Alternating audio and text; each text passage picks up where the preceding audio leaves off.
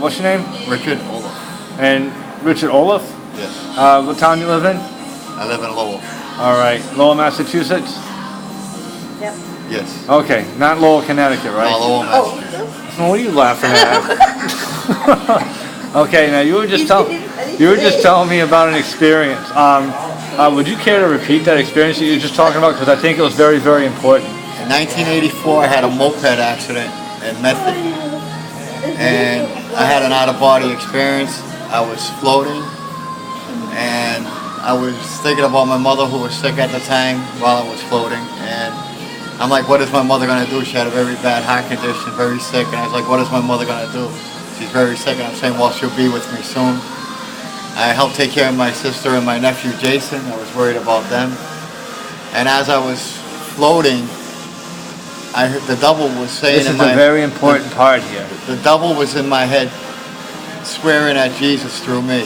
And I told Jesus, it's not me swearing at you, it's the devil. The devil's in my head, it's not me. And I said, if I keep doing this, it's not me, it's the devil. And of course the devil kept doing it. And finally I just woke up. And they had, you know, I was having problems breathing.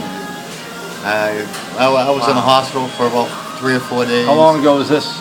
It's been a while, 1984. 84. So you had experience in 84, right? And even though you told people, I think this is very I'm very glad to hear this now, because it's going to help me a lot. Because I have some really bad thoughts that come in a lot of times, and I blame God. And I've heard of it, but this is the first time I've heard such a testimony. You put bad things in your head. Hey, you got one more?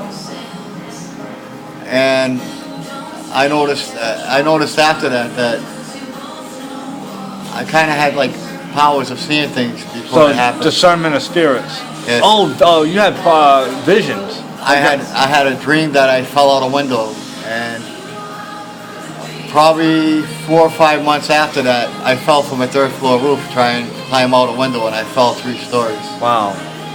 And it was just... Was that before or after you were baptized? It was after I was baptized. Wow. No, actually it was before I was baptized. It's all happened. See, the Lord's always been after you. Yeah, and that was one of the things I was worried about, was I hadn't been baptized at that time, but I'm baptized now.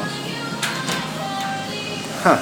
So your spiritual gifts are going to be helpful in not only helping take care of your life, but also in helping get Lowell out of the gutter.